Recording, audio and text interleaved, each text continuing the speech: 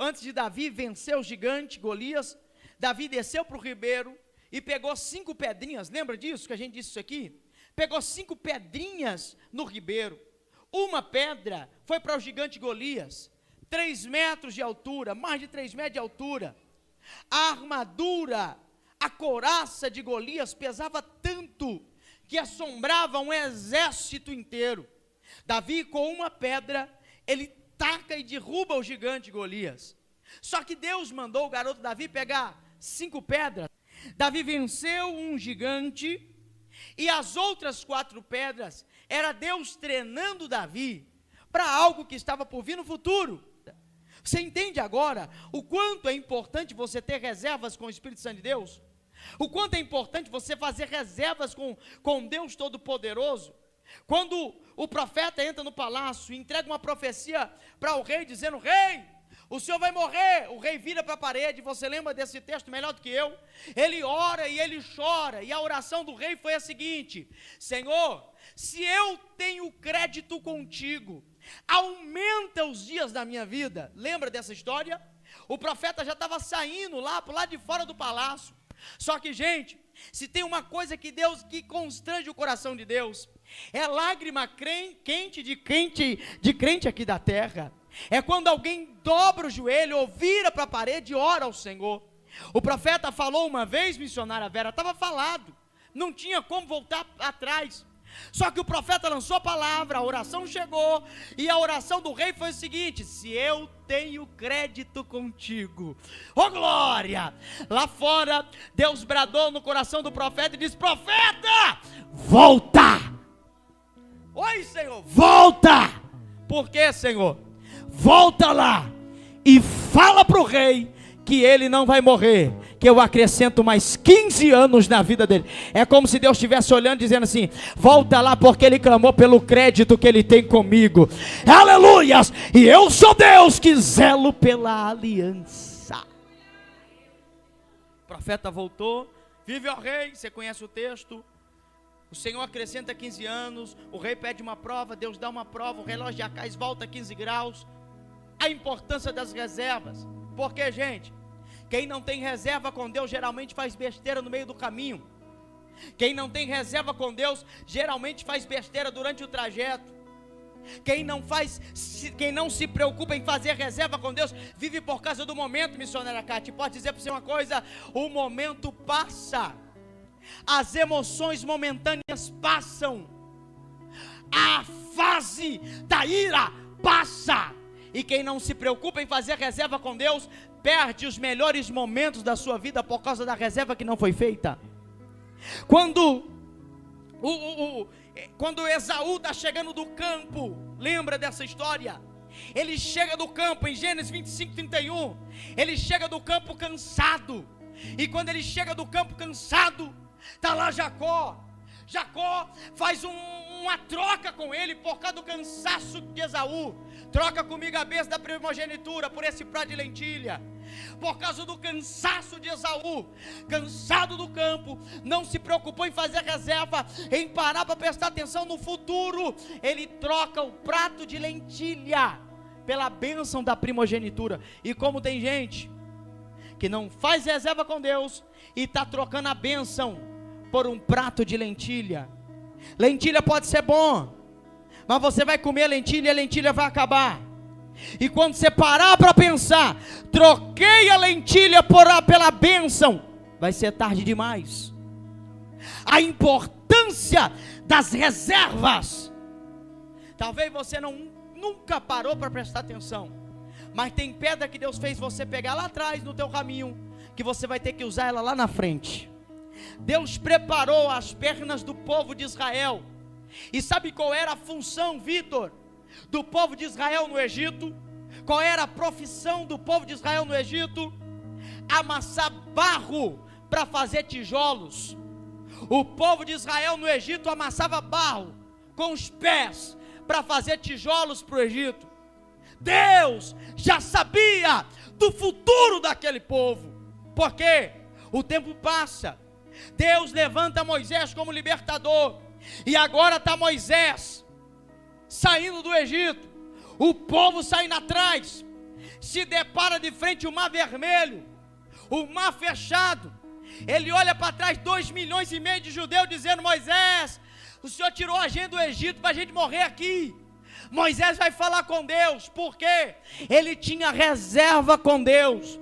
Ele aceitou passar pela escola de Jeová, ele aceitou passar pelo treinamento de Deus sem murmurar, ele aceitou passar por cada fase com Deus sem reclamar.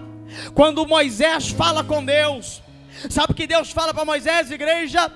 Diga ao povo que marche. 1, 2, 3, você me ajuda a pregar? Diga ao povo que... Olhe para cá. Qual era a função do povo no Egito? Amassar barro para fazer tijolo. Talvez lá atrás, Daniel, amassando barro, o povo não entendia, mas era Deus preparando a perna do povo, para quando se deparar de frente ao mar, olhar para o povo e dizer: a ordem é só uma. Qual? Marche, marche. Mas o mar está fechado, marche, porque enquanto você marcha, Deus abre o mar para você passar.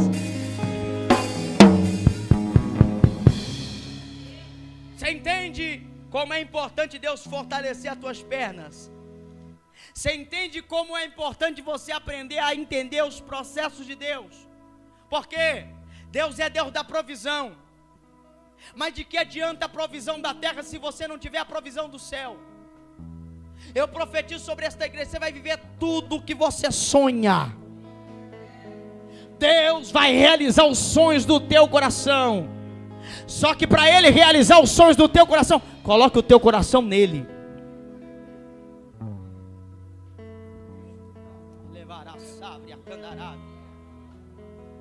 Lá na frente você vai olhar para trás e vai entender por que você teve que chorar sozinho dentro daquele quarto, o porquê que você teve que passar por aquele momento. Só era Deus falando: eu te fortaleço as tuas pernas, porque quando parar na frente do mar, a ordem vai ser só uma: marche, marche. Oh, gente, eu já li, eu já ouvi mensagens falando que o povo atravessou o mar a pé seco porque atravessou no braço do mar. Tá bom, beleza, muito bacana esse contexto teológico. Mas como foi que o povo de Deus, que foi escravo a vida de Pablo, escravo a vida inteira, atravessou o mar com água no tornozelo por causa do braço do mar? E como é que foi que os carros e cavalos de Faraó morreram afogados no mesmo mar que tinha água na canela? Isso é Deus. É Deus. Deixa eu dizer para você um negócio aqui. Você está preocupado com os inimigos, com as lutas, com as guerras, com as provações, com as batalhas, e Deus está olhando para você nessa noite e diz assim: ó, a ordem para você é só uma. Qual? Marche, marche. Senhor, mas os inimigos estão atrás. Marche. Por quê? O mesmo Deus que abriu o mar para eles atravessar foi, oh glória, oh glória, quando Moisés tocou no mar. Elise, isso aqui é muito forte. A gente pensa que o mar abriu assim, ó. Mas sabe o que diz a história? O mar não abriu do lado de Moisés para o outro lado. O mar abriu, pastor Eliéder, do lado de lá para cá. Então quando Moisés toca na água, ele não vê nada. Elevar a savre a candarada. Quando ele toca na água, ele não vê nenhum sinal. Só que lá do outro lado, o mar já estava abrindo. Eu estou pregando para alguém que veio no primeiro elo, veio no segundo elo, veio no terceiro elo, está aqui hoje e está olhando: pastor, eu já até toquei no mar como Deus mandou, mas parece que o mar não está abrindo. Deixa eu dizer para você um negócio: a bênção está vindo de lá para cá. Quebra a boca da glória, está vindo de lá para cá. Deus não vai te deixar desamparado. Ergue daí a sábia.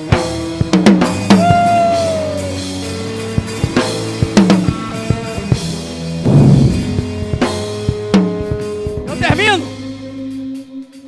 Porque das pedras, eu já disse aqui e repito, Deus sabe, Anderson, de coisa que você não sabe. Deus nos livre de ouvir conversas. Deus nos livre de estar em mesas. Deus nos livre de saber de coisas que são ditas ao nosso respeito. Porque se você soubesse, ou se você ouvisse, você iria desmoronar. É por isso que Deus te guarda. É por isso que eu dou levar a sévia. Sinto a presença de Deus aqui. É por isso que Deus te protege. É por isso que tem hora que você não entende, mas é Ele operando. O texto diz que Davi vence guerra, derruba Golias, mata muitos inimigos na peleja, na batalha. Mata muitos inimigos na batalha. Só que agora Davi se depara com uma situação. Ele nunca hesitou em sair do campo de batalha. Ele continua no campo de batalha. A mão está cansada, mas ele não para de batalhar. O fardo está pesado, mas ele continua guerreando. Já viu como tem gente assim? O fardo está pesado, mas ele continua no campo de batalha. Ele continua guerreando. O texto diz que existia um gigante chamado Esbi-Benob. Quem era esse gigante chamado Esbi-Benob? Irmão de Golias. Quando Davi mata Golias, a família de Golias, a parentela do gigante Golias, cresce o desejo de encontrar Davi e acabar com Davi. Existiam outros 4 gigantes. E olhe para cá e eu já termino mesmo. Esbi-Benob, gente, Beto, isso aqui é muito forte. Esbi-Benob era um gigante que a Bíblia vai dizer que ele tinha 6 dedos em cada mão e 6 dedos em cada pé. Só que algo interessante que eu encontrei sobre esse gigante, Hudson, que Golias era grande, mas Esbi-Benob era grande também, mas não era do tamanho de Golias, era menor que Golias. E olha o perigo da gente estar cansado no campo de batalha. Porque Davi desce para o campo de batalha cansado e não para olhar o perigo. Não para prestar atenção nas reservas que ele tinha. Porque Davi agora está correndo um sério perigo. Que perigo? O perigo de ser morto por um gigante menor. Ele matou o gigante maior e agora tem um gigante menor pronto para destruir Davi. Enquanto você está guerreando, tem gente que fica com o olho colado em você, torcendo para a tua história parar. Isso aqui não é palavra de vingança, isso aqui é realidade da vida. Tem gente que fica torcendo para ver as coisas dar errada.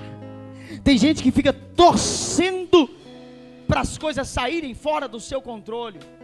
E existe algo muito sério dentro dessa palavra, porque pequenos comportamentos trazem para a gente grandes prejuízos. Salmo, eu estou bem devagarzinho hoje, para a gente aplicar essa palavra e já ir embora para casa feliz da vida, que hoje esse irmão paga uma pizza para você, ou paga alguma coisa, deixa Deus te usar. Salmo 42, verso 7, a Bíblia diz assim, ó: um abismo chama outro. Uau! Então você conhece a palavra? Você entende como tem necessidade de você pisar no freio diante de algumas situações que você está vivendo? Porque se você não tivesse autocuidado com você, um abismo chama outro abismo. Pequenos comportamentos geram grandes prejuízos. Davi vai para o campo de batalha. Davi se cansa no campo de batalha. Davi não para prestar atenção nas reservas que ele tinha que fazer. Gente, tem um perigo muito grande a gente no meio do campo de batalha parar, pastor Robson, aonde não é para a gente parar. Eva parou aonde não era para ela parar, ouviu quem não era para ouvir, e o que é que aconteceu? Perdeu a bênção. o perigo da gente parar aonde não é para a gente parar. Antes de Davi ir para essa batalha, Davi faz um negócio aqui que é muito perigoso. Davi, ele vai mamar até os ossos de Saul. E eu não sei o que foi que passou na mente de Davi, que ele vai até os ossos de Saul e desenterra os ossos de Saul. Olha isso. Olha o perigo de você querer desenterrar coisa que já está morta há muito tempo. Porque Saul desenterrou os ossos, Davi desenterrou os ossos de Saul, e depois ele desenterrar os ossos de Saul, ele sente a fadiga, ele sente o cansaço. E todas as vezes que você tenta voltar no passado que não é para você voltar, você vai se sentir cansado no meio da jornada. O Senhor já disse para você: não volta mais nesse passado, não mexe mais nesse passado, não desenterra mais estes ossos. Por quê? Porque Deus tem para você novidade de vida. Ele desenterra os ossos, vai para a batalha. E na batalha ele está guerreando, só que sem ver, o gigante vem atrás dele.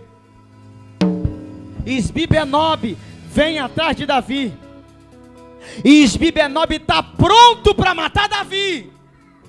Só que quando Isbi-Benob está pronto para atravessar a espada em Davi, se levanta Abisai. E sabe o que Abisai faz?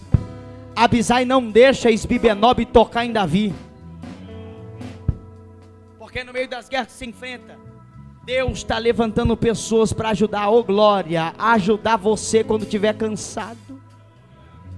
Pessoas para pegar na espada quando você não tiver força para pegar. Pessoas para olhar para você e dizer assim: meu filho, você não vai parar, você não vai parar. Isbi-Benob se levanta para matar Davi, só que Abisai vem e mata Isbi-Benob. Aquele gigante cai no chão. Davi olha assustado. A batalha continua. Agora restam 3 gigantes. Continua a batalha, espada para cá, espada para lá, espada para cá, espada para lá. Naquela batalha se mataram os outros 4 gigantes que estavam contra Davi. Por causa de quem? Por causa de Abisai. Eu prego aqui, encerra aqui mesmo. Quantas vezes na nossa vida a gente precisa de Abisai para segurar na nossa mão, para dizer: rapaz, teu lugar não é aí não. Rapaz, não entra nessa guerra, não entra nessa peleja. Aleluias. Porque, gente, Abisai não tem nome nem cartaz. Abisai não tem, aleluias, não tem fama. Abisai não tem nome em nenhum outro livro. Abisai só aparece para livrar Davi. Deus está levantando Abisai para ser livramento na tua vida. O gigante que se levantou para te parar não vai te parar. A bênção de Deus está sobre a tua vida. Fica de pé no teu lugar.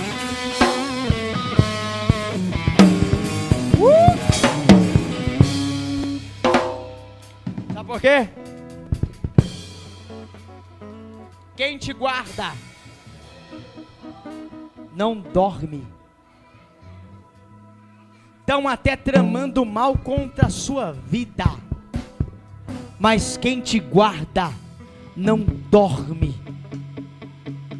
Quem te guarda é fiel. Quem te guarda, aleluias, é poderoso. A palavra que eu deixo nesse altar nessa noite é essa: enquanto você está preocupado, Deus já levantou livramento no teu caminho. Deus já levantou livramento na tua frente. E qual que é a ordem? A ordem é marche. No seu pior momento, Deus vai agir com mão de livramento. Tem alguém que crê nessa palavra? Abre a boca, solta o glória. Se der frente ao mar, calavara sebre a canara. Chame este homem com fé. Olha pra cá.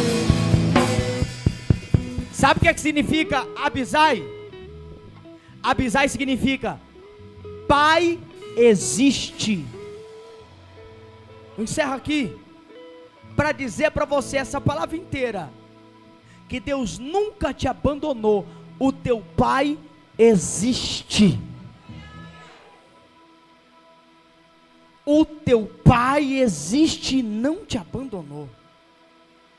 Em meio às batalhas que você trava, o teu Pai está lá do teu lado. O teu Deus Todo-Poderoso está lá contigo, segurando na tua mão e te guiando. Pegue na mão de alguém. Salmo 46, verso 9. Ele faz cessar as guerras até o fim da terra.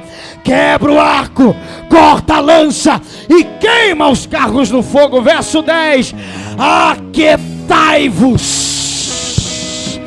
Eu vou repetir. Aquietai-vos e sabei que eu sou Deus na Herbida e a sábia.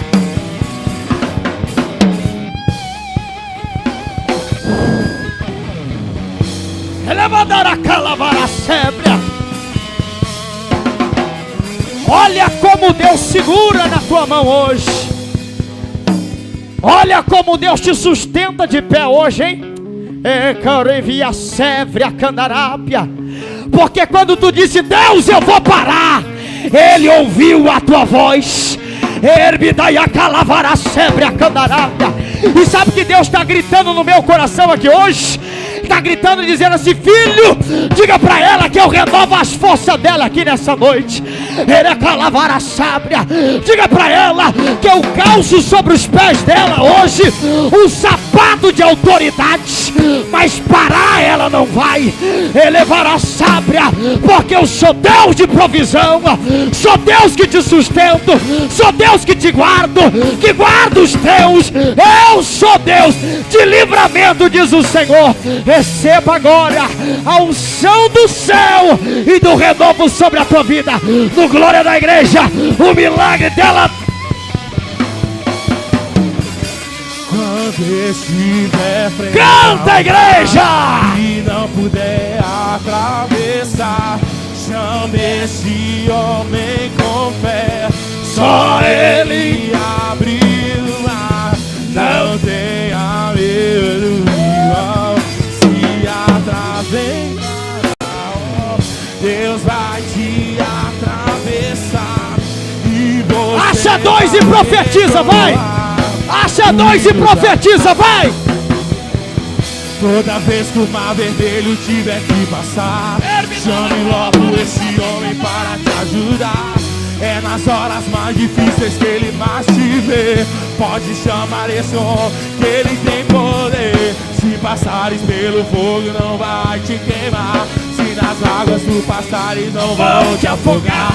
Faça como Israel que o mar atravessou.